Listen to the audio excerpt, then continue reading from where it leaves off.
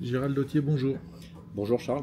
Vous êtes un habitué de la chaîne YouTube d'Omerta maintenant. Est-ce que vous pourriez, pour les quelques personnes qui ne vous connaîtraient pas encore, vous présenter brièvement? Très bien. Tout d'abord, merci une nouvelle fois pour ton invitation. J'ai une longue expérience dans le domaine de la finance et j'ai une expérience internationale dans plusieurs pays, en Amérique du Sud, au Moyen-Orient et en Russie et notamment aussi en Ukraine. D'accord. Aujourd'hui, le thème de cette vidéo, puisque tu as intervenu déjà à plusieurs reprises, notamment sur les grandes questions économiques que sont par exemple l'inflation, aujourd'hui c'est une question un peu différente.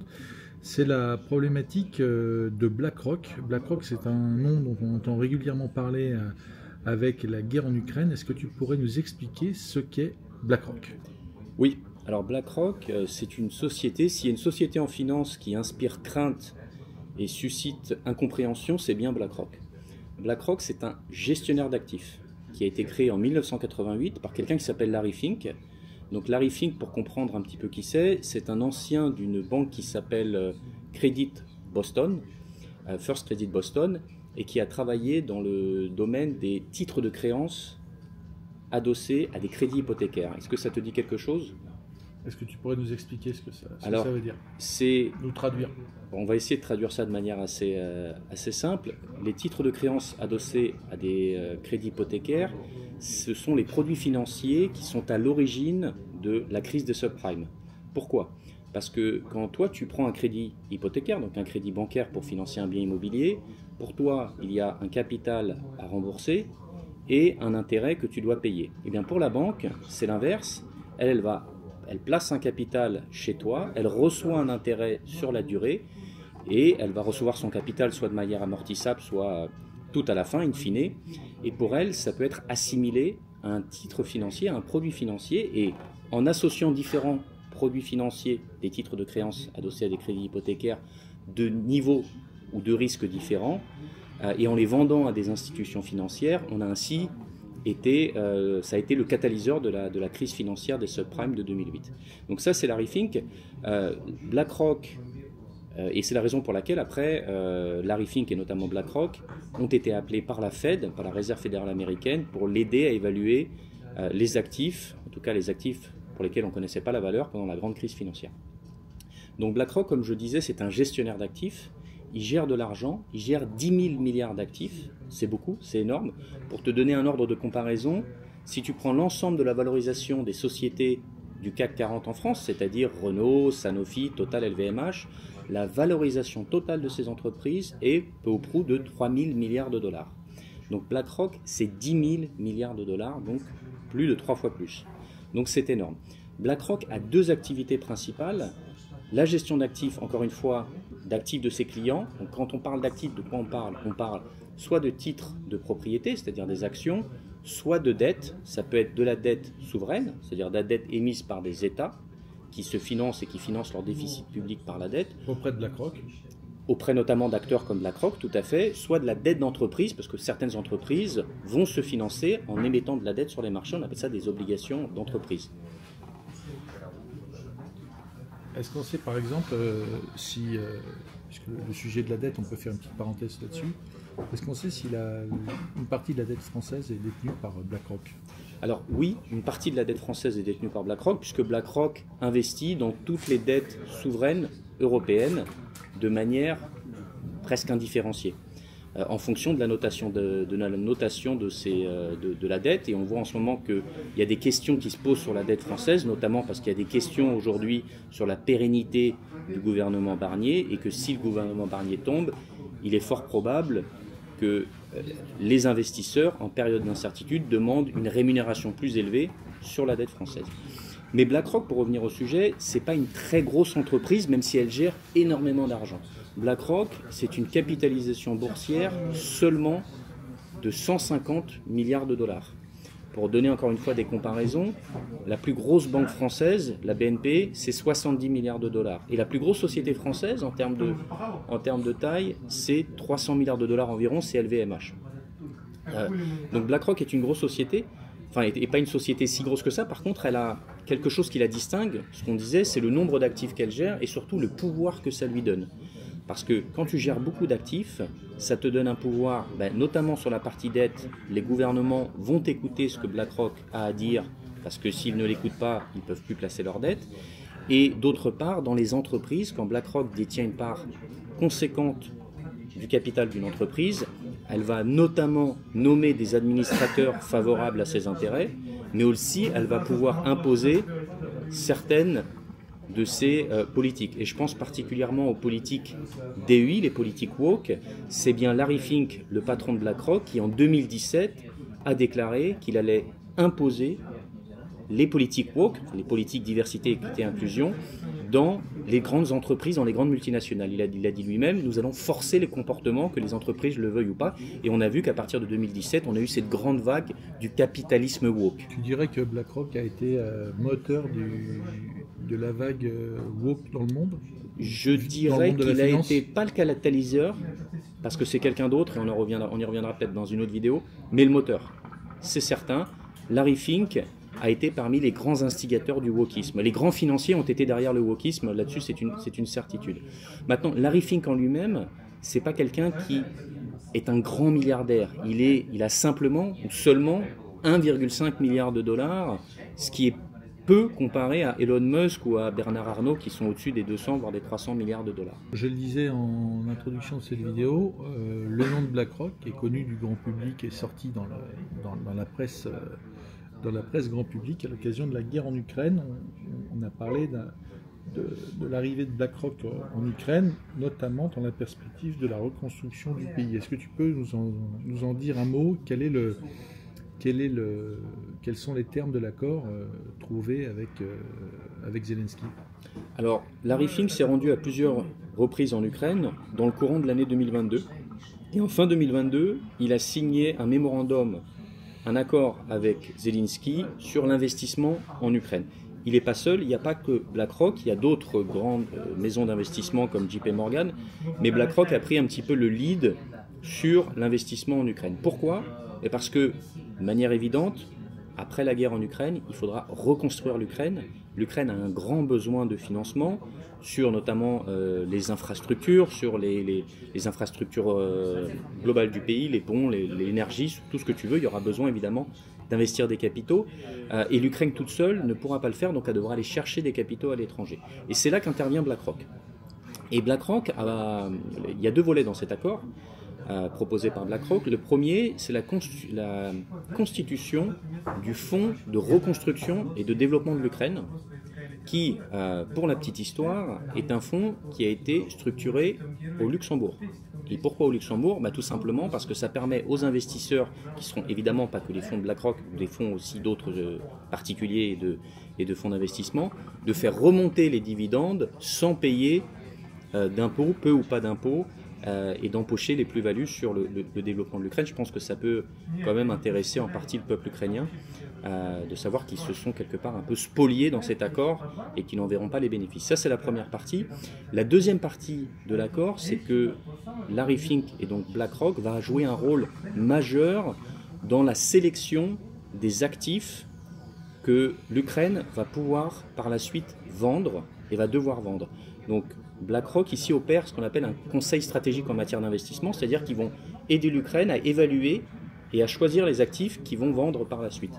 Est-ce qu'il y a d'autres fonds, d'autres structures, hormis BlackRock, qui ont signé, à ta connaissance, un accord avec l'État ukrainien, ou est-ce que jusqu'à aujourd'hui, il apparaît que BlackRock bénéficie un peu d'une exclusivité dans le domaine? BlackRock n'a pas d'exclusivité parce que dans cet accord même, comme je disais, il y a d'autres partenaires financiers comme notamment JP Morgan, il y en a un troisième dont le nom m'échappe. Donc il n'y a pas d'exclusivité, mais évidemment BlackRock là-dessus a pris le lead, est meneur sur cette activité-là de conseil auprès du gouvernement, parce que dans son activité traditionnelle, comme je disais en introduction, BlackRock a une activité de conseil. On parle souvent de BlackRock comme étant un gros gestionnaire d'actifs, c'est aussi une société qui a une très grosse activité de conseil. Maintenant, ce qui est important sur le sujet des actifs ukrainiens, et sur le sujet de cet accord, c'est que cet accord, BlackRock l'a proposé de manière gratuite, alors que ce n'est pas, à ma connaissance et à la connaissance de personne, une société philanthrope. Et comment tu l'expliques? Eh bien, je l'explique de plusieurs manières. La première chose qui est importante à savoir, c'est que, évidemment, dans la vente de ces actifs, ce qui va être primordial et même ce qui va être fondamental pour les Ukrainiens, c'est la transparence dans la sélection et dans la vente des actifs. Quand tu parles d'actifs ukrainiens, rentrons un peu plus dans le détail, on parle de quel type d'actifs? Alors, effectivement, il y a, dans le sujet du conflit entre l'Ukraine et la Russie, on parle souvent de son aspect géopolitique. Pourtant, il y a un aspect économique qui est très important. Les Américains en parlent un peu, mais nous, en France, les médias français en parlent très peu. Je m'explique. Tu as Zelensky qui a été à Washington au mois de juin de cette année, qui a rencontré le sénateur américain Lindsey Graham, et celui-ci même a déclaré que l'Ukraine était pour l'Ouest le meilleur partenaire commercial possible. Il a déclaré que l'Ukraine était une mine d'or. Pourquoi? Eh bien, tout simplement parce que c'est peu connu, mais l'Ukraine est un coffre-fort. Elle renferme les principales réserves en Europe, notamment de minerais rares, aussi de minerais de fer, de titane, de lithium, ça fait partie des plus grosses réserves de lithium en Europe avec la Serbie, et de cobalt, de graphite. Et c'est quelque chose d'absolument fondamental pour un très grand nombre de technologies comme la défense, l'aérospatiale, la transition écologique. Quand on pense que énormément de véhicules aujourd'hui sont en train de s'équiper, sont en train de devenir des véhicules électriques et s'occuper de batteries, on a besoin de lithium pour ce faire. Et l'Ukraine est stratégique. Et c'est la raison pour laquelle ce sénateur américain avait déclaré au mois de juin, alors je ne sais pas s'il a eu raison de le faire de manière officielle, c'était connu des géologues et de ceux qui s'intéressent aux questions économiques, peut-être un peu moins du grand public, qu'il y a en Ukraine pour 10 000 à 12 000 milliards de dollars dans les sous-sols. Donc c'est faramineux. Et il a déclaré il y a 2 semaines que c'était la raison principale pour laquelle les États-Unis étaient entrés en guerre. On ne parle plus du tout ici de démocratie, de préservation des droits de l'homme. C'est des ressources qui d'ailleurs ont été assez peu exploitées, parce que quand on parle de l'Ukraine, on parle d'engrais, on parle de charbon, on parle un peu de fer, mais très peu de ces minéraux rares comme le lithium. Oui, alors c'est tout à fait ça. L'Ukraine, c'est un coffre-fort qui a été très peu exploité. Quand on regarde le territoire ukrainien et le taux d'exploitation de son sous-sol, il est parmi les plus faibles du monde. Donc c'est un pays qui est très intéressant. D'autant plus, imagine que ces minerais rares, on parle d'éléments de métaux rares notamment comme le serbium ou l'yttrium, c'est des choses qui ne sont pas très connues mais qui sont stratégiques dans un grand nombre d'industries. Imagine que aujourd'hui la dépendance de l'Europe et des États-Unis est complètement liée à un seul pays. Ce pays qui a 60% aujourd'hui dans son sous-sol des métaux rares produit jusqu'à 90% de ces matériaux et de l'approvisionnement de l'Europe et des États-Unis. Ce pays, c'est la Chine. La Chine est aux métaux rares ce que le Moyen-Orient est au pétrole. Sans la Chine et sans les métaux rares, tu ne peux pas travailler dans des secteurs comme par exemple les nanotechnologies. C'est complètement impossible. Et dans une perspective d'un potentiel ou d'un possible futur conflit avec la Chine, ou en tout cas de friction avec la Chine, il est indispensable pour l'Ouest de diversifier ses sources d'approvisionnement en métaux rares. Et c'est là qu'intervient l'Ukraine. Pourquoi l'Ukraine et pourquoi ce choix-là? C'est parce que l'extraction des métaux rares coûte très cher. En fait, il y a une très grosse quantité de roc qui va être extraite du sol pour une toute petite quantité de métaux rares. Alors, tu nous as parlé des métaux rares, mais il y a aussi deux autres actifs dont on entend beaucoup parler, peut-être d'ailleurs plus que les métaux rares. C'est l'agriculture et l'immobilier. Oui, alors dans le cas de l'agriculture, il faut savoir que l'Ukraine, c'est le grenier de l'Europe. C'est l'un des majeurs producteurs de blé au monde, l'un des majeurs producteurs d'huile de tournesol, d'orge, d'énormément de céréales. Pourquoi? Parce que la terre ukrainienne, qu'on appelle la tchernosium, la tcharnaya zimla, c'est-à-dire la terre noire, est une terre qui est très riche en humus.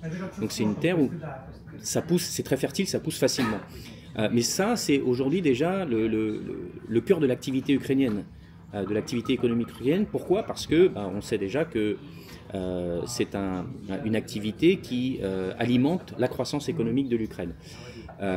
Et d'ailleurs, les étrangers sont déjà présents en Ukraine sur ce type d'actifs. On a dit récemment, et j'ai lu un peu partout, qu'il était interdit pour les étrangers d'acquérir de la terre en Ukraine. C'est vrai, c'est tout à fait vrai. Par contre, ce qui est très facile à faire, c'est de constituer une société de droit ukrainien et d'acheter des actifs en Ukraine, notamment des actifs agricoles. Et ça, c'est tout à fait possible aujourd'hui. La loi n'applique pas de restrictions là-dessus. C'est ce que BlackRock a commencé à faire? Alors aujourd'hui, sur ce type d'actifs agricoles, tu as des sociétés comme Cargill qui sont l'un des actionnaires majeurs d'une société comme Ukro-Farmland, qui est un gros conglomérat agricole. Tu as une société comme Vanguard. Vanguard, c'est un autre gestionnaire d'actifs qui est un des actionnaires majeurs de Kernel, qui est le plus gros producteur ukrainien sur l'huile de tournesol. Donc, les gérants de fonds américains sont déjà présents aujourd'hui sur le sol ukrainien et sur l'agriculture ukrainienne, mais c'est déjà une activité qui est florissante et qui continue. Par contre, il est à noter qu'une grande partie de cette activité se trouve à l'est, du côté des zones de conflit. Et donc, est-ce que tu peux nous parler de l'immobilier? Parce que on voit évidemment les frappes russes sur tout un tas d'infrastructures d'ailleurs, des bâtiments, des usines, des supermarchés, aussi sur des ponts, des voies de chemin de fer. Quel va être le rôle de BlackRock sur ces actifs immobiliers? Alors l'intérêt de BlackRock ici nous permet de comprendre son intérêt, en fait l'intérêt de BlackRock sur les actifs immobiliers nous permet de comprendre son intérêt global en Ukraine. C'est un intérêt ici strictement spéculatif. Pourquoi? Parce que le marché immobilier ukrainien aujourd'hui, si tu regardes un appartement à Kiev, le prix au mètre carré est, bon an mal an, de 1800 $ le mètre carré. Okay? Il y a quelques années, juste avant la guerre, le début de la guerre, avant 2014, il était de 3600 $ le mètre carré. Il ne faut pas être grand clair pour comprendre que le prix de l'immobilier à Kiev va augmenter une fois que la guerre sera terminée, ce qui devrait arriver dans les prochains mois. Maintenant, il y a un souci pour BlackRock et pour d'autres fonds d'investissement, pour se saisir pour spéculer sur l'immobilier ukrainien, c'est que tu avais jusqu'à l'an dernier, tu as énormément en Ukraine d'immeubles historiques. Okay, et ces immeubles historiques, ce sont des immeubles qui ne sont pas optimisés dans le cadre de l'immobilier, c'est-à-dire il y a des grandes surfaces où tu pourrais faire trois petits biens immobiliers. Et bien justement, ça tombe bien parce que l'an dernier, le Parlement ukrainien a promulgué une loi qui permet maintenant de détruire beaucoup plus facilement les immeubles, notamment à caractère historique, et ce qui va permettre aux promoteurs immobiliers de gagner pas mal d'argent sur le secteur immobilier ukrainien. Il y a deux aspects en fait fondamentaux si on s'intéresse à ce que BlackRock fait en Ukraine. Le premier, c'est la spéculation, donc c'est-à-dire acheter des actifs à bas prix et les revendre à meilleur prix. Et le deuxième, c'est le contrôle d'actifs stratégiques. Le contrôle d'actifs stratégiques, c'est de prendre le contrôle et après de décider un petit peu de contrôler des sources d'approvisionnement. Et ça, pour BlackRock, évidemment, c'est quelque chose de fondamental. Maintenant, on nous dit, oui, mais l'Ukraine aura toujours le dernier mot et l'Ukraine aura toujours la possibilité de ne pas vendre ses actifs, même si BlackRock le lui demande. C'est vrai, sauf qu'il y a quelque chose de fondamental en Ukraine. La dette sur le PIB de l'Ukraine, avant la guerre, était autour de 50%. Aujourd'hui, elle est autour de 100%. Demain, à la fin de la guerre, parce que l'Ukraine continue de s'endetter, elle va être autour de 120 à 130%. Donc l'Ukraine n'aura pas le choix. Elle sera obligée de céder ses actifs stratégiques. BlackRock va jouer un rôle majeur dans la reconstruction, peut-être même d'ailleurs en exerçant, en ayant certains moyens de pression sur l'État ukrainien. Quel est l'intérêt de l'État ukrainien d'avoir signé un tel accord avec BlackRock? L'intérêt pour l'Ukraine, il est très clair, c'est que l'Ukraine a besoin de faire appel à des financements extérieurs pour financer la reconstruction du pays. On l'a dit, cette reconstruction est évaluée à 500 voire plus milliards de dollars. Donc ils auront besoin de fonds étrangers pour les aider dans cette reconstruction. Ils vont devoir vendre des actifs tu sais, qui sont détenus par l'État, ils vont devoir les privatiser. Et l'Ukraine, son intérêt, c'est clair, c'est cette manne financière qui va lui permettre de moderniser une partie de son appareil productif et de réparer ce qui a été détruit et en espérant de reconstruire de meilleure manière l'Ukraine. Il n'y avait pas d'alternative à un accord comme ça avec BlackRock? Est-ce qu'il y avait il y aurait eu d'autres alternatives, il y a certainement d'autres acteurs qui se sont présentés. Il se trouve que BlackRock a ce pouvoir et cette influence que lorsque un accord sur la dette d'un pays ou un accord sur la reconstruction d'un pays intervient, BlackRock est dans les starting blocks pour pouvoir se positionner. Donc après, j'ai pas les dessous, s'il y a d'autres dessous de l'accord, je les ai pas, évidemment, ils sont pas publics. Mais BlackRock fait partie des acteurs majeurs dans ce domaine. Est-ce qu'on peut dire que BlackRock, puisque ça a été signé sous la présidence Biden, a une sorte de coloration politique? Et est-ce que l'élection de Donald Trump pourrait remettre en cause cet accord? Est-ce que Donald Trump pourrait, peut-on imaginer, imposer un autre fonds que BlackRock? L'accord a été signé, donc ça me paraît un petit peu tard pour changer les termes de l'accord. Par contre, je ne pense pas que BlackRock ait une coloration politique. Je pense que ce qui intéresse les Américains beaucoup plus que la démocratie et la promotion des droits de l'homme, c'est ce qui se trouve dans le sol et dans le sous-sol ukrainien. On l'a d'ailleurs vu récemment, il y a eu cet accord, on ne sait pas, ce projet d'accord de la part de Trump qui a un peu fuité, où il était question d'une répartition des ressources ukrainiennes entre la Russie et l'Occident, et de faire en sorte que la Chine ne pouvait pas avoir accès à certaines de ces ressources. Donc on voit bien là que c'est le cœur du sujet. Traditionnellement, d'ailleurs un peu comme en Russie, les actifs stratégiques ukrainiens ont toujours été dans la main d'oligarques ukrainiens. Est-ce que là, cet accord avec BlackRock veut dire que la majorité des actifs stratégiques ukrainiens vont passer entre les mains de fonds ou d'entreprises étrangères? Alors, certainement pas, parce que si tu as des oligarques ukrainiens qui disposent d'actifs stratégiques, ils auront peu ou pas d'intérêt de les vendre. Par contre, l'État a toujours des participations dans un grand nombre d'actifs ukrainiens, d'entreprises ukrainiennes nationales et d'importance. On a vu que là, il n'y a pas 3 semaines, c'était plutôt fin octobre, pardon, l'une des majeures entreprises productrices de titane a été vendue aux enchères par le gouvernement ukrainien. Donc il y a ce type de ventes qui aujourd'hui interviennent. Maintenant, de là à dire que les oligarques ukrainiens vont vendre leur participation, oui, s'ils ont besoin de financement et qu'ils n'ont pas le choix, sinon je ne vois pas l'intérêt pour eux de le faire. Il y a ces changements fondamentaux dans l'économie ukrainienne d'après-guerre que tu viens de nous expliquer. Est-ce qu'il y a encore plus grave comme problème pour l'Ukraine? Oui, il y a un problème majeur aujourd'hui, c'est le problème existentiel de l'Ukraine, et c'est un problème qui existait avant même le début de la guerre en Ukraine. C'est un problème démographique. Est-ce que tu sais quelle était la population de l'Ukraine en moyenne dans les années 90 ? Non, le dernier chiffre que j'ai, c'est celui qu'on communique là, c'est celui de 40 millions d'habitants avant la guerre. Exactement. Alors dans les années 90, la population moyenne en Ukraine, sur la décennie, était de 50 millions d'habitants. Dans les années 2000, c'est-à-dire de 2000 à 2009, 2010, la population moyenne ukrainienne était de 45 millions d'habitants. Dans les années 2010, c'est-à-dire de 2010 à 2020, la population moyenne ukrainienne était de 40 millions d'habitants. C'est-à-dire que l'Ukraine, aujourd'hui, perd tous les 20 ans 10 millions d'habitants. C'est ce qui fait dire à l'ONU que d'ici 2100, la population de l'Ukraine devrait être en moyenne, d'ici 2100, devait être entre 10 et 15 millions d'habitants. Et à quoi est due cette baisse ? Alors, il faut savoir que le taux de fécondité en Ukraine est l'un des taux de fécondité les plus bas d'Europe. Il est autour de 1,4 enfants par femme. Et le taux de renouvellement, comme tu le sais, c'est 2,1 enfants par femme. L'Allemagne, qui est un peu l'enfant malade de l'Europe, a un taux de fécondité de 1,6 enfants par femme. Mais les chiffres que je te donne, ce sont des chiffres d'avant la guerre. Maintenant, les choses ont complètement changé d'un point de vue démographique. Qu'est-ce qui a changé ? La première chose, c'est que tu as une partie, notamment importante, de l'Ukraine, du Donbass, qui est passée du côté russe. Et il se trouve que ça fait partie des régions les plus peuplées, des oblasts les plus peuplées d'Ukraine. Je te parle de la région de Donetsk, de Kharkiv, de Zaporizhzhia. La deuxième chose, c'est que tu as énormément d'Ukrainiens, plutôt d'Ukrainiennes, qui sont partis du pays et qui ne reviendront pas. Au mois de, je crois que c'était en juillet 2023, Reuters évaluait la population de l'Ukraine à 28 millions d'habitants. Tu as une étude qui a été publié par une Ukrainienne qui s'appelle Marina Tverdostup, qui est une démographe qui travaille à l'Institut des études économiques internationales de Vienne.